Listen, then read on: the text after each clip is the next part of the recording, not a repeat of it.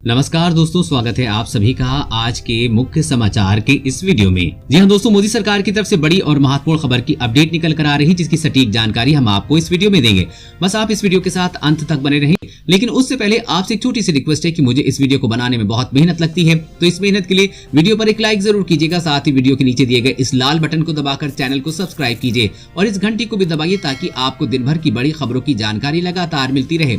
तो चलिए दोस्तों, एक एक करके सभी बड़ी खबरों के बारे में जान लेते हैं। तो दोस्तों, आज की पहली बड़ी खबर की अपडेट की बात करें तो एलएसी पे भारत चीन विवाद को लेकर बड़ी खबर। चीन ने भारतीय चौकी के सामने तैनात किए टैंक। जी हां, भारत और चीन के बीच वास्तविक नियंत्रण रेखा यानी कि एलएसी पे जारी गतिरोध के बीच चीन की नई साजिश सामने आई है। चीन ने भारतीय चौकियों के सामने टैंक तैनात कर दिए हैं। बता दें कि भारत और चीन के बीच एलएसी पर पिछले 18 महीने से विवाद चल रहा है। चीन ने एलएसी पर रेजोंगला, रिंचिनलॉ और मुखोसरी कवर टैंक तैनात कर दिए हैं। चीन के टैंकों की एक एक्सक्लूसिव वीडियो भी सामने आई है, जिससे साफ दिख रहा है कि चीन ने सीमा पर भारतीय चौकी के सामने 30 से 35 हल्के और आधुनिक टैंकों की तैनाती की है।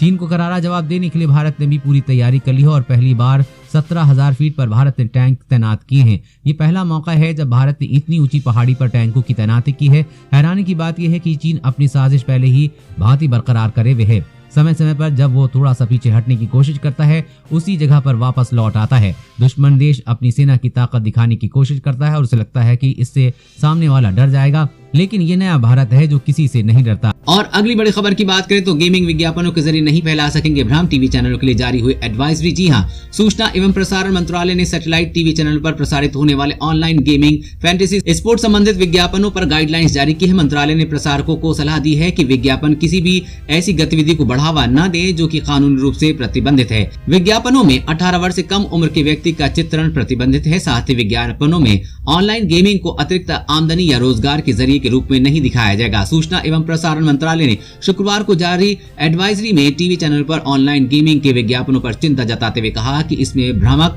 सूचना होती है। ये विज्ञापन आर्थिक खतरे के बारे में सही जानकारी नहीं देते हैं।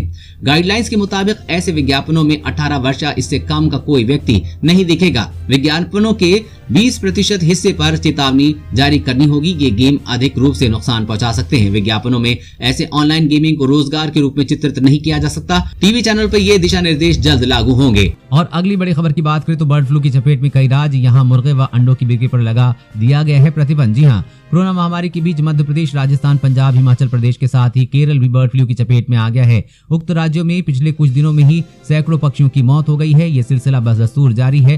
राज्य सरकारों ने अलर्ट जारी करने के साथ ही स्थिति पर काबू पाने के लिए सक्रियता बढ़ा दी है। उधर बिहार, झारखंड व उत्तराखंड में राज्य सरकारों ने सतर्कता बरतते हुए अलर्ट जारी कर दिया है। बताया गया है कि एवियन इन्फ्लुएंजा वायरस से होने वाली इस बीमारी से पक्षी ही नहीं, मनुष्य भी प्रभावित हो सकते हैं। मुर्गियों और संक्रमित पक्षियों के पास रहने से इंसान पीड़ित हो सकते हैं। ऐसे में सावधानी बरतते हुए हिमाचल प्रदेश में मछली, मुर्गे व अंडों की बिक्री पर प्रतिबंध लगा दिया गया है।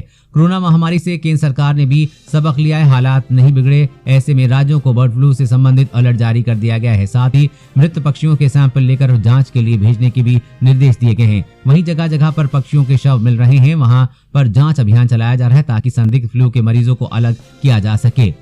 और अगली बड़ी खबर की बात करें तो मशीनगंज वाली बोट्स लद्दाख में होंगी तैनात, चीन को बनाएगी निशाना। जी हां, भारत और चीन के बीच तनाव बरकरार है। राजनयिक और सैन्य स्तर पर बातचीत के बाद भी लद्दाख में दोनों देशों की सेनाएं डटी हुई है। अप्रैल में दोनों देशों के बीच एलएसी पर शुरू हुआ तनाव और जून में सैनिकों के बीच हुए संघर्ष के बाद में भारत ने अपनी तीनों सैन्य शक्तियों को मजबूत करना शुरू कर दिया है। सैनिकों की संख्या बढ़ा दी गई है और वहीं एयरक्राफ्ट, हेलीकॉप्टर, तोपें और अन्य हथियारों की तैनाती बढ़ा दी गई है। इसी कड़ी में भारत अब चीन को टक्कर देने और अपनी पेट्रोलिंग को दमदार करने के लिए अत्याधुनिक बोट पैंगोंग झील में उतारने की तैयारी में है। यहाँ पेट्रोलिंग के दौरान चीन अपनी बोट के जरिए भारतीय बोट को टक्कर मारकर नुकसान पहुंचाने और उस भारतीय सेना की बोट को डुबाने की कोशिश करता रहा है। लेकिन अब भारत ने चीन से टक्कर लेने के लिए नई स्टाइल बोट तैयार करने की दिशा में काम कर लिया है। ये बोट्स पूरी तरह से स्वदेशी होंगी, जिसे भारत में ही बनाया जा रहा है। कहा जा रहा है कि अगले साल गर्मियों तक भारतीय सेना पूर्वी लद्दाख में पैंगोंग झील में इन बोट्स को उतार देगी। बोट्स में फायरिंग के लिए सामने हल्की मशीन गन लगाई जाने की व्यवस्था की जाएगी। अंदर से फायर करने के लिए लूप होल्स बनाए जाएंगे। और अगली बड़ी खबर की बात करें अलर्ट, करोड़ों भारतीय यूजर्स का डेटा हुआ चोरी, डार्क वेब पर डेबिट और क्रेडिट कार्ड की बेची जा रही है जानकारी। जी हां, भारतीय यूजर्स के क्रेडिट और डेबिट कार्ड के डाटा चोरी की खबर सामने आई है। साइबर सुरक्षा मामलों के cyber security researcher Rajshekhar Rajahariya ने दावा किया है कि भारत के करीब 10 करोड़ से अधिक क्रेडिट और डेबिट कार्ड यूजर्स का डाटा डार्क वेब पर बेचा जा रहा है। डार्क वेब पर मौजूद ज्यादातर डाटा बेंगलुरु के डिजिटल पेमेंट गेटवे जेस्पे के सर्वर से लीक हुआ है। राजशेखर ने देश के 70 लाख से ज्यादा यूजर्स के क्रेडिट और डेबिट कार्ड का डाटा लीक होने का दावा किया है। सिक्योरिटी रिसर्चर ने बताया है कि लीक हुए डाटा में यूजर्स के नाम, फोन नंबर और ईमेल एड्रेस के अलावा उनके पैन कार्ड के पहले और आखिरी 4 डिजिट की भी शामिल हैं। लीक हुआ डाटा पेमेंट प्लेटफॉर्म जस्पे से हुआ हो सकता है, जिसकी मदद से अमेजन, मेक माई ट्रिप और स्विगी जैसे मर्चेंट के भुगतान होते हैं। रिसर्चर राजशेखर का कहना है कि डेटा डार्क वेब पर बेचा जा रहा है। और अगली बड़ी खबर की बात करें तो टीके के साथ कोरोना की दवा आने की भी उम्मीद, बड़ी स्वदेशी कंपनियों की मिली अनुमति। जी हाँ, कोरोना से बचाव के लिए टीके के साथ जल्द ही दवा भी मिल सकती है। देश में पहली बार संक्रमित मरीजों के इलाज में इस्तेमाल होने वाली दवा को अंतिम परीक्षण की मंजूरी दी गई है। जाइडस कैडिला कंपनी और बायोलॉजिकल थेरेपी के जरिए मरीजों का उपचार कर रही है। दूसरे चरण के परीक्षण में जिन 40 मरीजों को दवा दी गई है उनकी स्थिति गंभीर होने से बच गई है।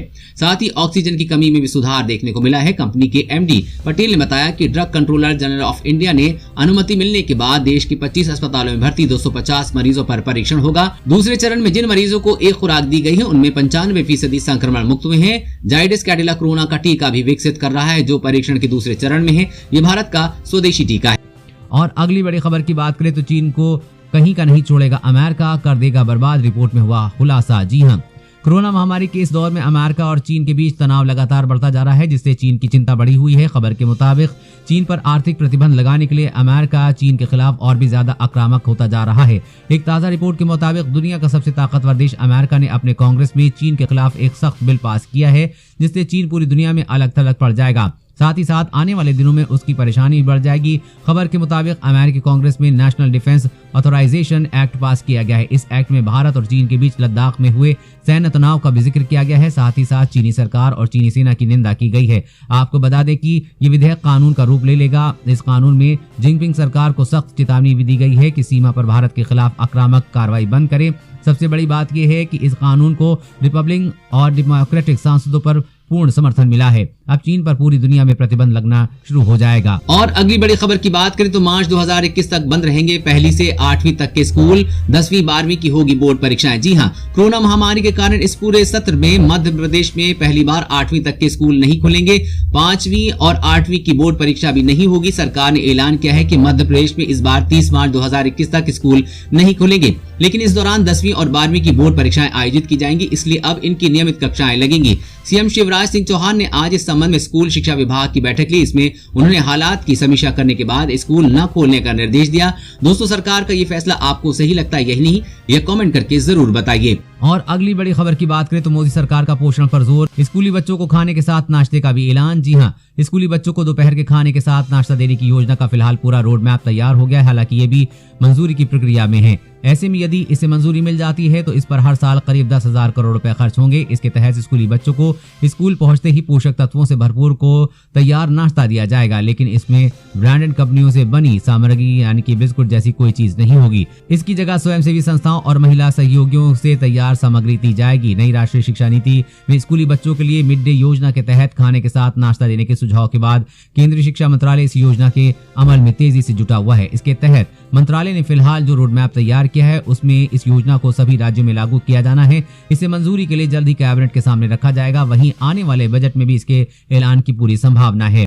और अगली बड़ी खबर की बात करें तो बड़ी कामयाबी, वायुसेना ने आसमान में आकाश से 10 बार मार गिरे दुश्मन की लड़ाकू विमान। जी हां, चीन के साथ चल रहे तनाव के बीच भारतीय वायुसेना ने लगातार अपनी ताकत में इजाफा कर दुश्मनों पर अपनी पकड़ मजबूत किए हुए है। भारतीय वायुसेना ने 10 आकाश मिसाइलों का सफल परीक्षण किया है। आकाश एवं मध्यम दूरी का सतह से हवा में मार करने वाली मिसाइल रक्षा प्रणाली है, जिसे रक्षा अनुसंधान और विकास संगठन द्वारा विकसित किया गया है। वायुसेना अधिकारियों ने बताया कि भारतीय वायुसेना ने अभ्यास के दौरान आकाश मिसाइलों और कंधे से हवा में मार करने वाली मिसाइलों का सफल परीक्षण किया है। इन मिसाइलों का परीक्षण आंध्र प्रदेश के सूर्यलंका परीक्षण रेंज में पिछले सप्ताह किया गया था। लक्ष्य पर दागी गई अधिकांश आकाश मिसाइलों ने सीधा प्रहार किया है। लड़ाई के दौरान दुश्मन के विमानों को मार गिराने के लिए ये मिसाइलें संयुक्त गाइडेड हथियारों से लैस हैं। खास बात यह है कि इन दोनों प्रणालियों को वर्तमान में पूर्वी लद्दाख और अन्य क्षेत्रों में वास्तविक नियंत्रण रेखा यानी कि LAC के साथ तैनात किया गया है, ताकि दुश्मन के किसी भी विमान को भारतीय वायु सीमा में घुसने से रोका जा सके। दोस्तों, आज की खबरों में बस इतना ही। इसी तरह हर रोज काम की खबरें जानने के लिए आप हमेशा हमारे साथ जुड़े रहें। हमारे साथ जुड़ने के लिए वीडियो के नीचे दिए गए इस लाल बटन को दबाइए और साथ ही इस घंटी को भी दबाइए ताकि आपको हर खबर की सटीक जानकारी मिल सके। जय हिंद।